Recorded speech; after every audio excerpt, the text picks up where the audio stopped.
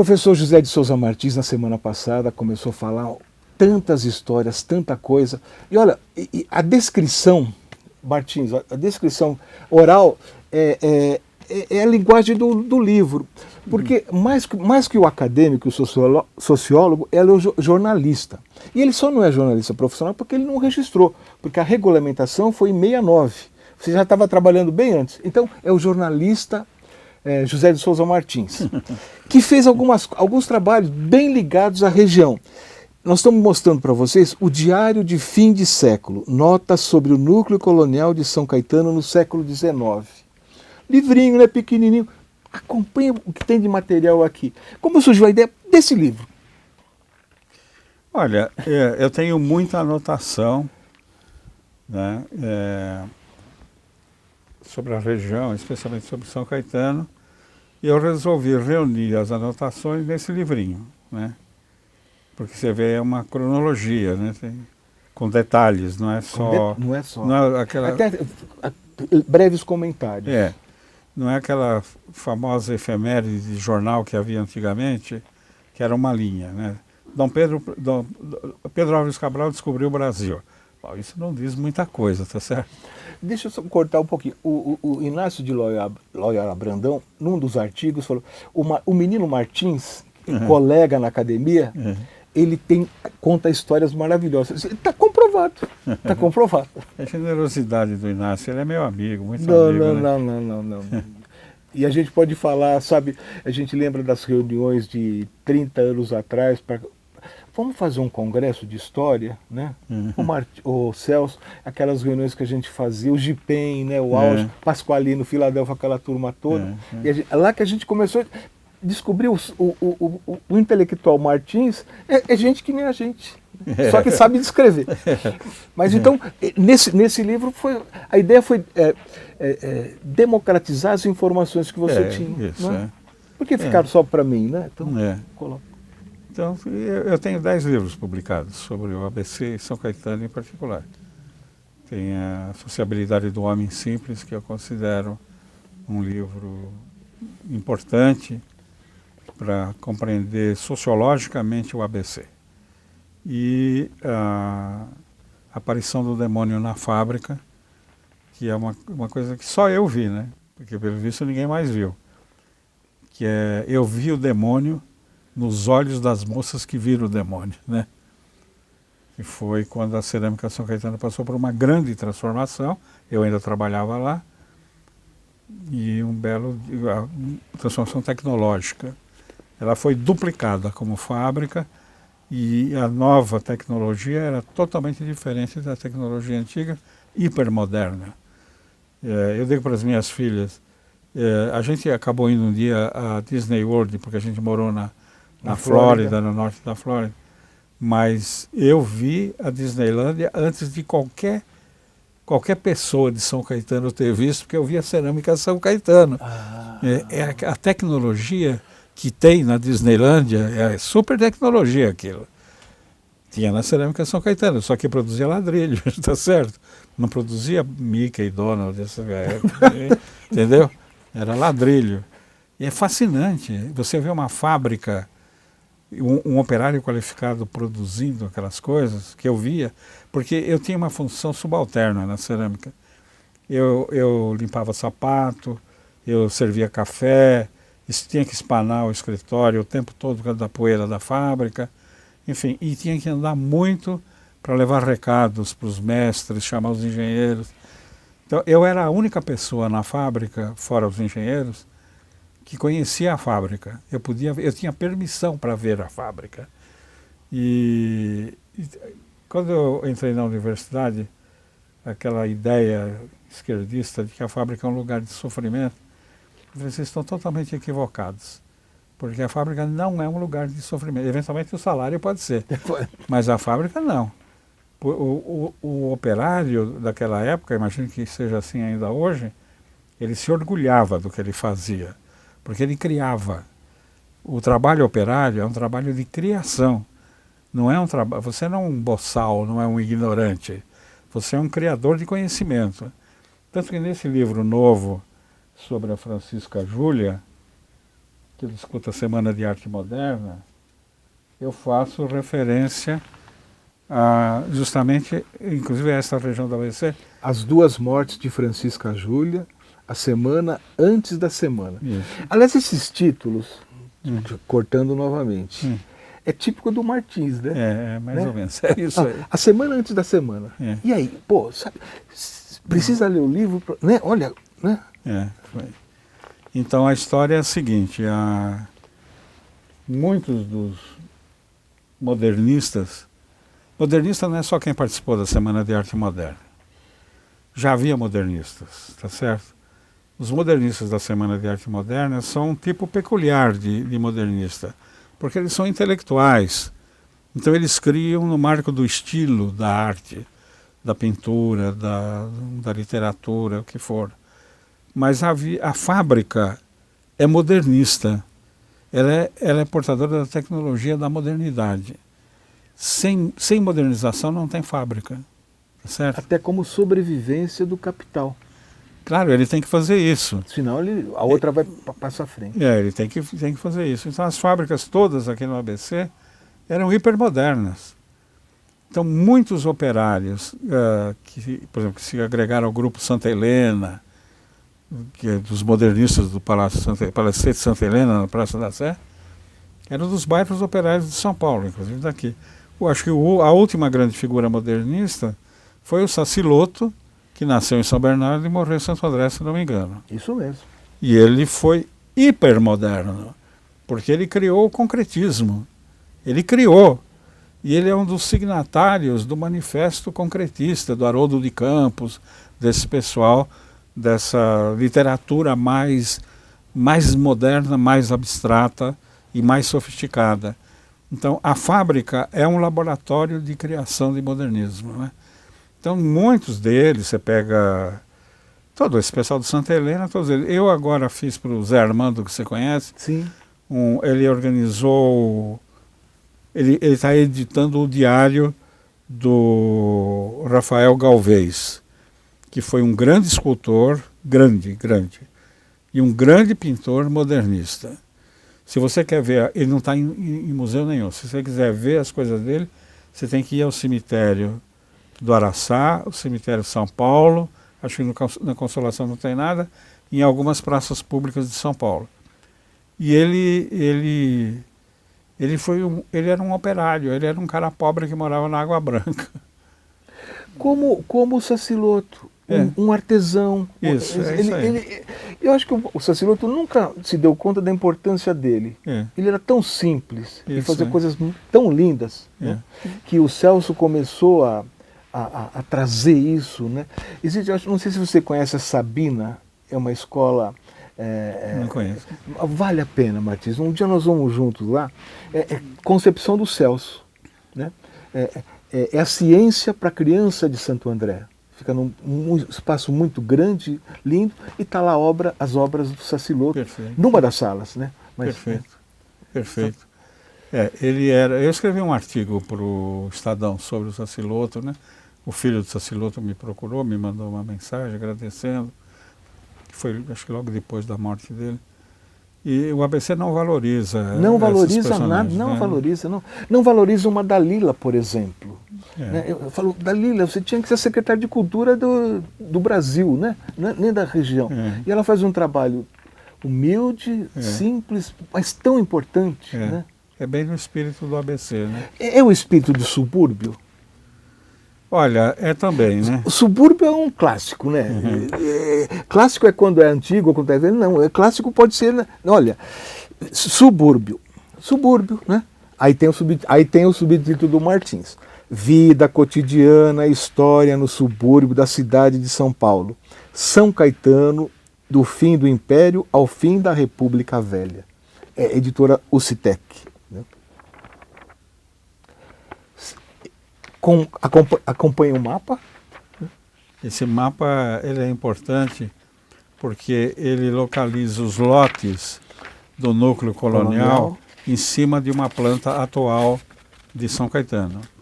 Então você pode saber, por exemplo, o limite de cada lote veio a ser rua, entendeu? E tem uma rua que cruza todo o mapa, que é a Rua São Paulo. Então fizeram Rua São Paulo e os lotes distribuídos. Vendo o mapa, e tem o nome de quem era, o colono. Né, que trabalho de... Aí não, aí não é tanto o jornalista, já é o historiador. Né? O pessoal aí fala subúrbio tem São Caetano. Pessoal, o Rude Ramos fazia parte, pegava uma parte. Né? Quer dizer, é fundamental. Também leiam o subúrbio. Será que ainda tem para vender? Tem. O subúrbio. Se não tiver, vai lá na Fundação Pro Memória que vocês vão... olha, é incrível. A foto da capa tem que ser vista assim. Né? É do Benedito Calixto, né? Enchente do Parque Dom Pedro. Depois de subúrbio, não sei exatamente quando, essa foto é maravilhosa, né? Diário de uma Terra Lontana. José de Souza Martins. Também é o núcleo colonial de São Caetano. Está aqui. Tem um detalhe nessa foto que é isso aqui. Isso aqui é a senzala da antiga fazenda de São Caetano. Ao lado da igreja. Atrás da igreja. Atrás da igreja.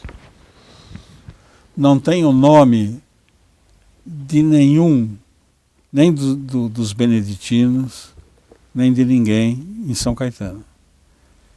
Não tem, nesse lugar nasceu o Nicolau Tolentino Piratininga, em 1855, um escravo que se tornou uma pessoa culta. Foi notícia de jornal. Ele era um escravo que fazia soirée cultural na casa dele. As filhas tocavam piano, etc, etc. Entendeu? Ninguém sabe quem foi. Prefeito José Auríquio.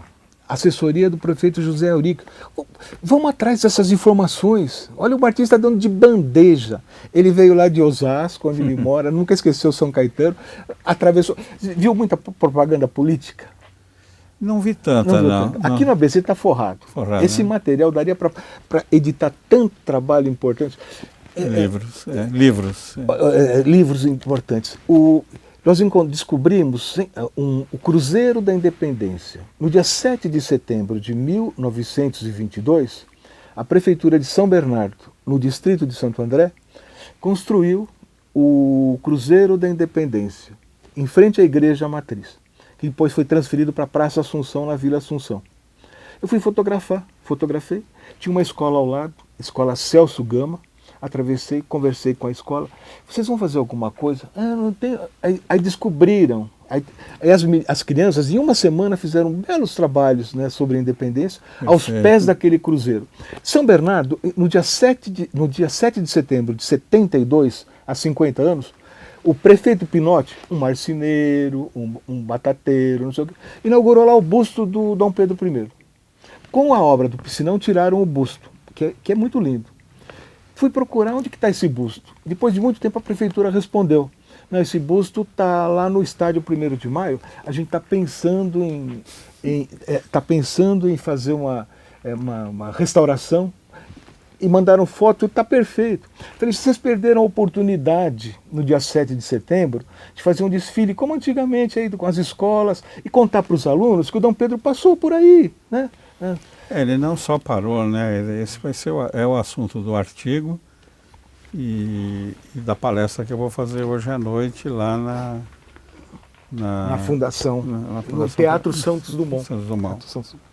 Porque ele não só... Ele parou lá, né? A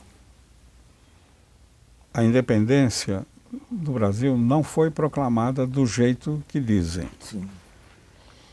Há um historiador, que eu não conheço pessoalmente, que há 50 anos, também no sesquicentenário, publicou um densíssimo artigo na revista de História da USP, que era publicada pelo professor Eurípides Simões de Paula, um grande historiador, e ela ainda existe, essa revista.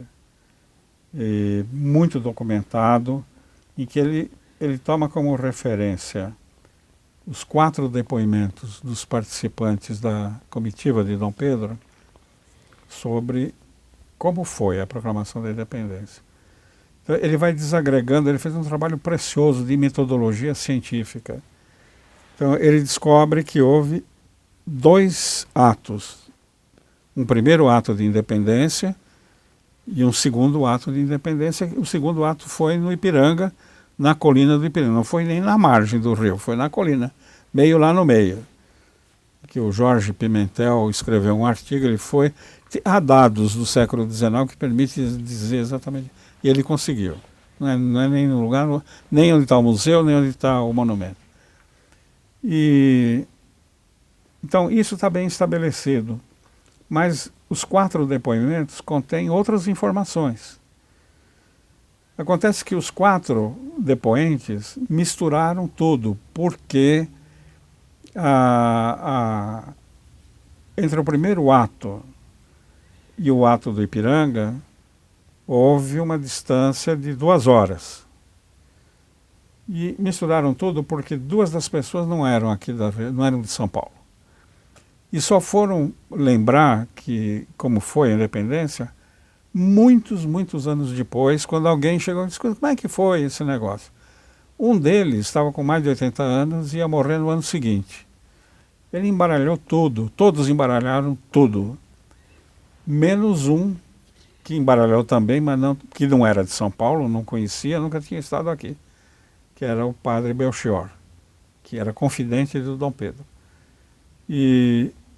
Então, houve um primeiro ato. Se você decompõe metodologicamente, vai localizando todos os erros, você descobre que os 4 depoimentos, eles têm, de um modo geral, 2 partes.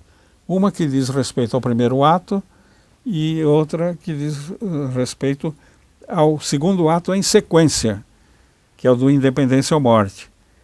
E eles misturaram aí, porque eles não sabiam o que era o Ipiranga e o que era a paragem dos meninos, que é onde houve o primeiro ato. Então, eu consegui refazer o trabalho do professor Carlos Oberacker Jr., porque ele não sabia também onde era o bairro dos meninos e onde era o Moinhos, que está citado lá. Sabia onde era o Ipiranga. E ele achou que Meninos ficava em Santo André. Então, é todo o embaralhamento das coisas que impediu que... Então, examinando mapas antigos e olhando tudo com cuidado, você tem que conhecer de fato a região. Você consegue decompor tudo, separar o que está errado, corrigir o que está errado, e aí você descobre que de fato o que aconteceu e onde aconteceu. Meninos era um lugar onde é hoje São Caetano, que era uma fazenda chamada Meninos Velhos. Isso. Que foi comprada pelos monges de São Bento em 1803 para anexar a fazenda de São Caetano, porque os barreiros de que ela precisava para manter a fábrica estavam naquela área, entendeu? De fato, as sesmarias que eles receberam como doação envolviam aquela área, mas houve muita grilagem de terras, muita roubalheira, muita coisa, então o abade decidiu comprar o que já era deles, para ter escritura e assegurar. Então, o abade emenda São Caetano, que ia até o riacho Itinga, ou Utinga, que é onde está hoje o Parque Chico Mendes. Não tem nada a ver com a estação de Utinga. O nome foi roubado quando a ferrovia construiu a estação, não tinha o nome, e viu um mapa, que eu vou exibir lá, Utinga, e botou o nome lá, que não tem nada a ver. E os monges trataram de grudar São Caetano, que era a fazenda empresarial deles, era a fazenda que mais dava dinheiro, porque era industrial, era uma fábrica, tinha 3 fornos, produzia louça vidrada, louça utilitária, era a fábrica mesmo, que durou de 1730 a 1871, é a fábrica mais longeva da história da indústria no Brasil, 141 anos. Não tem nenhuma outra. Não tem nenhuma outra. Nenhuma fábrica durou tanto. Que demais. E botaram o nome de província de Treviso agora, na área que foi a área da fábrica, da Senzaros e da fazenda, onde o Fagundes Varela dormia, naqueles estados de desespero dele, quando o filho dele morreu, e ele saía andando e ia até o alto da serra. Ele estava desesperado, né? Bom, tem uma área super histórica aquela. Então, a divisa nessa época não era o rio. Os rios não eram divisa de nada.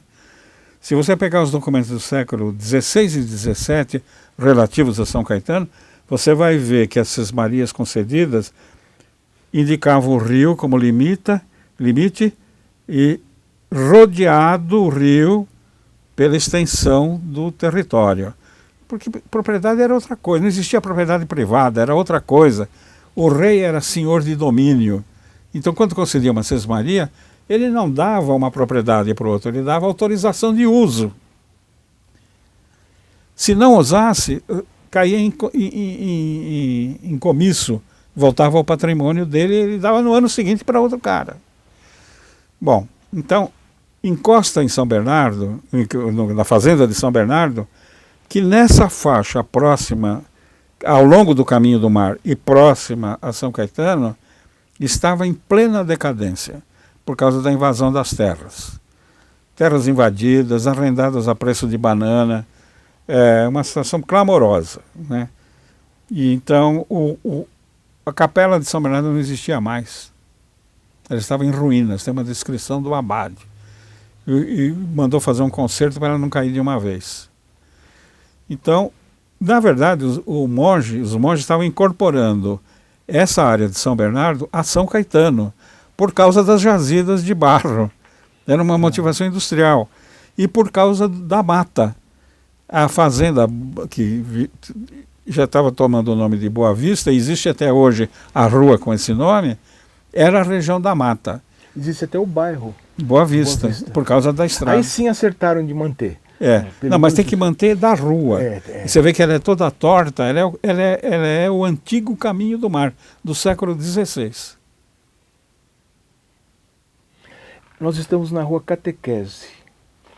Faz parte, pode ver. Né? A Catequese ela vai toda torta. Então é caminho antigo. Caminho. Com certeza é caminho antigo. Martins, no programa anterior, como se nós tivéssemos feito duas vezes, né?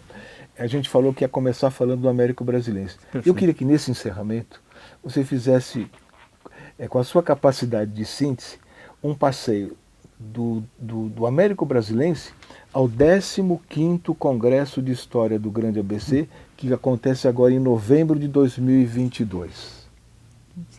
Tem muita coisa aí, né? Olha, eu fui parar no Américo Brasilense, eu saí da Um mero repórter, né? Passando para um professor essa... eu saí da Cerâmica São Caetano, não era para sair, porque a Cerâmica pagou meus estudos, eu fiz o ginásio à noite. Permitiu que você fizesse as pesquisas do primeiro livro, no sábado... Dava um sábado por mês para mim. Quando você foi encontrar lá no Arquivo do Estado, quem era o responsável pelo arquivo, Teodoro, você cita, você era um velhinho que não, deixava como que... Ele não era responsável pelo arquivo. Eu entrei em contato com Afonso de Toné. Isso. E o Afonso de Toné era diretor do Museu do Ipiranga. Indicou. Aí ele falou, olha, você tem que falar com o João Batista de Campos Aguirre, que era do Instituto Histórico e Geográfico de São Paulo. Então, onde está o Pimentel, o professor Pimentel hoje. Isso. Passando por dificuldades para manter o prédio. Imagina. Né? Aí no único sábado do mês que eu tinha autorização para me dedicar à pesquisa, que eu pedi o sábado, né? Um sábado por mês, depois eu repunha a atividade de alguma maneira. Eu pedi o sábado porque naquela época o Arquivo do Estado e o Arquivo Municipal de São Paulo e a Biblioteca Municipal abriam aos sábados. A biblioteca o dia inteiro, mas o Arquivo do Estado, que é o Arquivo Histórico do Governo do Estado de São Paulo... Que hoje está lá na Voluntários da Pátria. Isso, ele funcionava até o meio-dia. Eu saía cedíssimo de São Caetano, ia para lá e depois eu ia para a Biblioteca Municipal e ficava até as 10 da noite. E nesse meio tempo eu ia visitar o Aguirre. Ele morava sozinho, já bem velhinho e muito surdo, na própria biblioteca na Rua Líbero Badaró. Lá sozinho. Tinha um advogado que compartilhava o escritório com ele, mas raramente estava lá. Acho que umas 2 vezes eu encontrei com ele. E eu ficava conversando com a Aguirre aos berros, porque ele não ouvia. Aí quando ele percebia que eu estava berrando, ele não ouvia que eu estava berrando, ele dizia, mas por que você está gritando? Que legal. E eu falei, eu não estou gritando. E ele me mostrou muita coisa que ele tinha. Quando ele morreu, eu acho que ele não tinha herdeiros. E o patrimônio dele, que era só livros e documentos, caiu na herança vacante. E a herança vacante, naquela altura, era a Constituição de 46 em vigência, e a correspondente Constituição Estadual, ela ia para a Universidade de São Paulo. Então, muita gente, tudo que as pessoas morriam, não tinha herdeiro, a Universidade de São Paulo vai receber. Eu acho que todo o arquivo dele foi para o Museu Paulista, porque era herança vacante. E é bom, é legal que eles dão um nome, Arquivo Aguirre. Né? Manteve a coleção. Pelo menos isso, né? Como coleção Arquivo Aguirre. E aí eu... O primeiro livro, depois vem o Américo Brasiliense, onde você faz aquela dissertação. Eu saí da... E o prêmio você compra livros. 5.000 cruzeiros. Era dinheiro para chuchu. Eu saí da cerâmica, foi muito chato. Porque você gostava, né? Eu gostava da cerâmica e eles tinham me mandado estudar, é isso que eu queria dizer, porque no fundo eu ia ter uma função na cerâmica. A cerâmica não mandava ninguém embora. A cerâmica tinha uma linhagem, você tinha avô, filho e neto. E todos queriam que seus descendentes ficassem lá. Era uma estratégia da empresa, né? E eles contavam comigo para continuar lá, talvez ser mestre de alguma sessão qualquer. E então eu falei, não, porque eu quero ser professor primário na roça. Eu tinha estudado em escola de roça, em Goianazes. Eu quero ser um professor primário na roça, é a minha vocação. Pedi desculpas, mandei uma carta agradecendo tudo. Eles ficaram muito chateados comigo. Eu voltei depois muitas vezes à Cerâmica São Caetano para visitar o pessoal, incluindo o meu chefe, que era o diretor da divisão de terracota, o Dr. Renato Martins de Siqueira. E para fazer livros, para fazer artigos, você deixou tudo isso escrito, né? Foi. Hoje tem um forno, pelo menos um forno. Tem um grande shopping moderno. Sobrou o forno do refratário. Que, aliás, a gente fala forno, mas é uma sala, né? Um espaço maravilhoso, que a Promemória usa muito bem. Ficou bom, foi bem aproveitado. Foi. Bom, aí eu tinha, na continuação do curso secundário, eu me inscrevi no curso científico, ainda dentro da Cerâmica São Caetano. Mas não deu certo, o curso científico não era a minha praia, porque a vocação de professor me chamava. Aí foi que eu pedi demissão e fiz o vestibular para a escola normal, que é o curso de formação de professores primários, da mesma escola em que eu tinha feito o ginásio e tal. E quando fui fazer a matrícula, o curso tinha sido fechado. Então eu tinha desistido da Cerâmica São Caetano, do emprego, da possibilidade de continuar o estudo, e tinha passado no vestibular para a escola, tudo tinha vestibular. Eu passei a vida, Ademir, fazendo vestibular. Eu sou especialista em vestibular. Para entrar no ginásio você tinha que fazer vestibular. Era admissão ao ginásio? Admissão ao ginásio. Para fazer a escola normal, chamava vestibular, você tinha que fazer um vestibular. Para entrar na universidade você tinha que fazer o vestibular. Porque eram poucas vagas. Exatamente por isso. Era uma seleção, né? Aí eu vim no Américo Brasiliense. O diretor da escola, Vicente Bastos, falou, não, mas tem o Américo Brasiliense, nós damos a transferência. Ainda não era esse prédio, né? Esse prédio não, era uma casa velha. Isso, tá. Era uma chácara antiga. Uma chácara antiga. Sabe de quem? Dos pais dos pais do Eduardo Suplicy. É mesmo? O Celso Daniel passou uma noite lá com a mãe dele, e ela tinha 2 álbuns de fotografias dessa chácara em Santo André, onde você estudou. Ademir, vai lá, eu não fui até hoje. Ela já faleceu, mas tem que falar com o Eduardo, que tem, Santo André está lá porque eles eram uma chácara, né? Perfeito. Você estudou na chácara do Suplicy, aqui na Avenida Portugal. Né? E eu não sabia disso, eu nem sabia que ele existia. naquela época. Não, ele não, mas A mãe dele, né? a mãe dele. A mãe dele era Matarazzo, né? Isso mesmo. Mas era Tinha até o nome dela. A Demi fala com... Filomena. Filomena. Dona Filomena. Filomena Matarazzo. Aí eu fui, era o diretor do América Brasiliense, era o professor, como que era o nome dele? Ele era conhecido. Então, você falou Já dele... eu lembro. Era o Carmelo Crispino. Isso. Aí chego lá para ele e falei, professor, eu vim pedir transferência, mas não, mas essa escola aqui é só para moças. Tanto que você aparece na foto, acho que é o único homem. Tem dois na foto. Tem dois, tem outro. Ele falou, professor, a lei não diz que é uma escola só para moças, é uma escola pública. E o meu futuro depende do senhor me aceitar aqui. Porque a outra escola pública, escola normal, ficava em São Bernardo, muito longe de São Caetano, não tinha ônibus para São Bernardo. Nem trem, né? Nem trem. Você tinha que vir a Santo André e aqui pegar. E depois, eu precisava trabalhar. Eu saí da cerâmica, mas eu tinha que arrumar um emprego, nem que fosse de meio expediente. E se eu tivesse que passar o dia viajando, eu não ia conseguir. Não, porque não sei, não, professor, desculpe. Com todo o respeito, eu vou levantar o problema em público. Eu vou abrir um debate sobre isso, porque é a única alternativa que eu tenho. A escola é mista. Aí me aceitou e aceitou acho que mais dois. Tinha um, Zé Maria, que depois vai ser escrivão de polícia, que era um excelente tenor. Então eu acho que ele foi aceito porque tinha o curso de canto orfeônico, que era obrigatório. E ele era a estrela do coisa, né? Cantava muito bem. Bom, aí finalmente o Carmelo Crispino aceitou, e Crispim, né? Crispino. Carmelo Crispino, né? Crispino. Sim. E aí foi. E nesse... Ele aparece em vários registros, viu? A gente pesquisando por aí. Ele é uma figura histórica. Eu descobri isso já, professor na universidade, eu comecei a pesquisar a Revolução de 24, que é um livro que ainda vou escrever, está a pesquisa toda pronta. Eu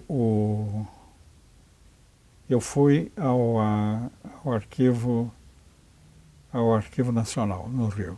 Fui ao Arquivo do Exército, consegui entrar, fui ao Arquivo Nacional, e lá no Arquivo Nacional eu estava procurando dados sobre um litígio no Núcleo Colonial de São Caetano quanto ao terreno da capela, que é a Matriz Velha de hoje. O antigo dono que comprou do D'Agostini o lote em volta da capela, ele resolveu meter a mão no terreno em volta da capela, porque tinha um lote da capela. Isso era propriedade do governo imperial. E, de repente, isso aparece nas mãos desse fulano. Depois vai vender para o Pamplona, que vai vender para o Matarazzo. Aí o arquivista na Biblioteca Nacional, no Arquivo Nacional, não conseguia achar o que eu queria, que era essa documentação do litígio. Ele falou, vamos fazer o seguinte, você entra lá, você procura, com o teu instinto, o teu bom senso, você vai ver tudo que tem. Você imagina, a Biblioteca Nacional, não, o Arquivo Nacional não é isso aqui. Você vai andando. Eu fui, entrei, e achando, você vem aqui, me avisa, você requisita e eu trago. Comecei a andar e eu vejo num canto, assim, um daqueles armários de aço, de gavetão, enferrujado. Eu fui lá olhar, tinha as etiquetas manuscritas. Era o arquivo do Tribunal de Segurança Nacional. Golpe de 37. Intentona comunista, foi a da repressão. Aí eu começo a procurar. Você não sabe o que eu achei. Eu fui examinando todos os nomes de gente que eu conhecia. Tinha o Olavo, que era secretário do Macei, quando o Macei se tornou prefeito. Que era um sujeito muito sisudo. Eu sabia o nome inteiro dele, agora não lembro mais. Procuro, estava lá, processo dele. Eu procurei do Carmelo Crispino, porque acho que eu tinha visto alguma coisa de que ele estava envolvido naquele tiroteio que houve na Praça da Sé entre integralistas e comunistas. Aí Caio Prado Júnior, toda a ficha do Caio Prado está lá. Todo mundo. O homem da Revolução de 24 lá, como é que era o nome dele? O Miguel Costa. Tudo em detalhe. E o Carmelo Crispino está lá. O Carmelo Crispino, ele não era comunista, ele era secretário do Partido Socialista, que foi fundado pelo Antônio Picarolo, que era um italiano, professor da Escola de Sociologia e Política. Tem um livro belíssimo. Exatamente, era um filósofo mesmo. Ele era o secretário e o arquivo do Carmelo Crispino, do partido, ficava na casa do Carmelo Crispino. E quando ele foi preso, confiscaram todo o arquivo do partido. Tem coisas maravilhosas, realmente. Então eu sabia que o Carmelo, eu fiquei sabendo, mas depois de passar pela América Brasileira, eu tentei entrar em contato com ele, ele marcou uma entrevista comigo e morreu antes. O Picarolo, ele aparece nas atas das sociedades italianas, eles vinham fazer conferências. É. Martins, o Martins está saindo daqui agora para ir até São Caetano, na Fundação Pro Memória, lançar o número mais recente de Raízes. Mas eu vou pedir para ele falar sobre a perspectiva do próximo Congresso de História. A pandemia atrasou, mas vai... Olha, de 2 em 2 anos vinha sendo feito, chega ao 15º. Éramos jovens, 90. Né? Somos ainda, né? Somos muito, né? O João Gava faleceu com 109, nós estamos aí na faixa dos 60. Você sabe quantos anos eu tenho? Eu sei. Quantos? É de 38, eu preciso fazer as contas. Eu tenho 91 anos de idade. É mesmo, Martins? Porque é o método do Florestan Fernandes. Por lei, no Brasil, você começa a trabalhar com 18 anos de idade. Eu comecei a trabalhar com 11 anos de idade. Trabalhar mesmo. E nunca parei. Não é trabalhar de faz de conta, não. Trabalhar. Então eu trabalhei 7 anos antes de me tornar adulto e, por lei, poder trabalhar. Então eu somo 7 anos, aos 84 que eu vou fazer agora o mês que vem, 91 anos eu vou fazer. Já eu chego nos 100 anos. Com a graça de Deus. E com a sua força, e com a sua inteligência. E o Congresso de História, o 15º? Olha, eu espero que... Todo esse pessoal que está aí, eles não tinham nascido quando começou, lá em 90. É isso que me assusta. Né? Eles, quanta coisa boa rolou. Tudo foi registrado, alguns publicados, outros estão aí na internet, tá aí, né? Essa molecada teria que ver quantas pancadas que nós demos em ponta de faca. Né? Foi. Eu acho que tem que continuar dando. Sabe, Ademir, uma coisa que você levantou num dos congressos uma vez e que não foi levado adiante é que o Congresso devia ser mais ativo no convencimento das autoridades municipais para corrigir toda essa história municipal dos 7 municípios estapafúrdia, em alguns casos absurda completamente. A gente não faz pesquisa para enfeitar o colarinho da gente, tá certo? A gente faz pesquisa para educar, informar e fazer com que a história da região do ABC, dos 7 municípios, se torne uma história séria. Porque ela só é parcialmente séria. Em alguns casos não é nem um pouco séria, tem esse detalhe. Nós estamos comemorando 400 e poucos anos, há 50 anos, isso.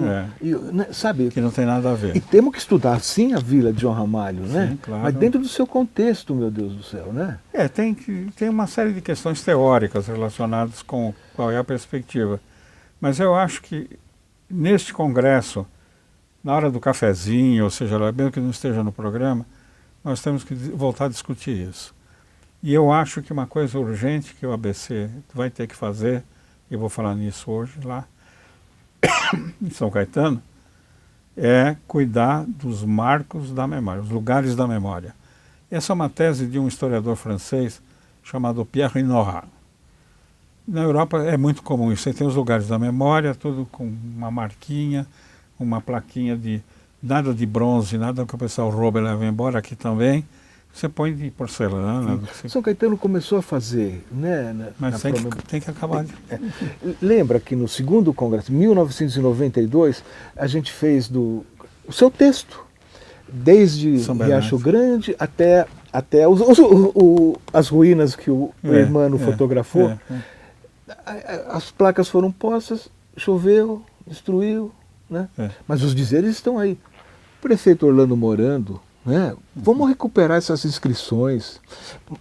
Não é só saber que Dom Pedro passou pelo caminho do mar, mas o significado dos caminhos. Né? Nós somos o subúrbio, nós somos caminhos. Né?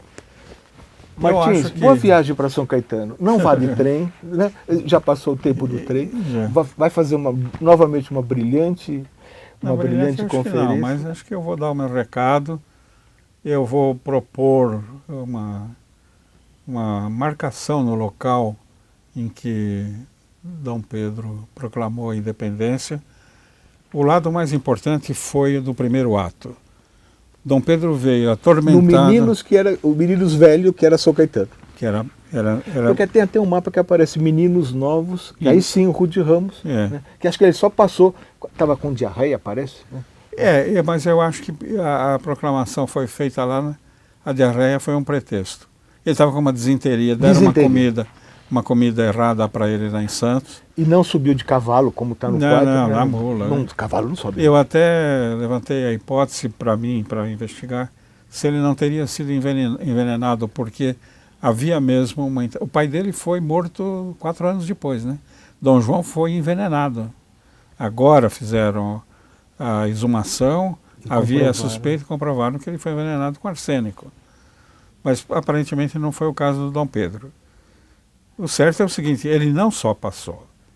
O primeiro ato da independência, que é esse de proclamar a separação de Portugal e Brasil, foi feito aqui.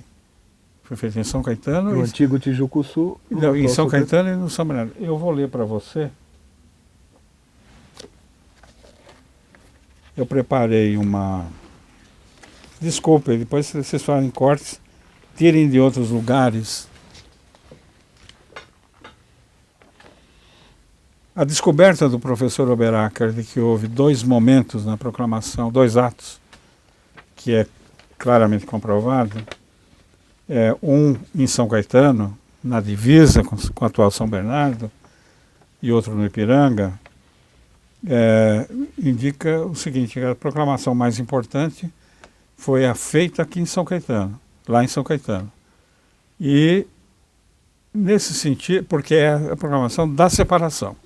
Dom Pedro estava muito atormentado com a coisa da separação, porque ele não queria a separação, ele queria um Reino Unido mesmo que já tinha sido criado em 1815, e o que ele chamava de independência branda, não a independência com separação. Quando ele sobe o Planalto e recebe as cartas em São Caetano, que não são todas, porque as outras do Paulo Bregário ele vai receber no Ipiranga, que era outra viagem. E ele, de fato, decide que não tinha mais jeito, ele tinha que fazer a separação. Eu vou propor que a tese é Aqui Nasceu a Pátria.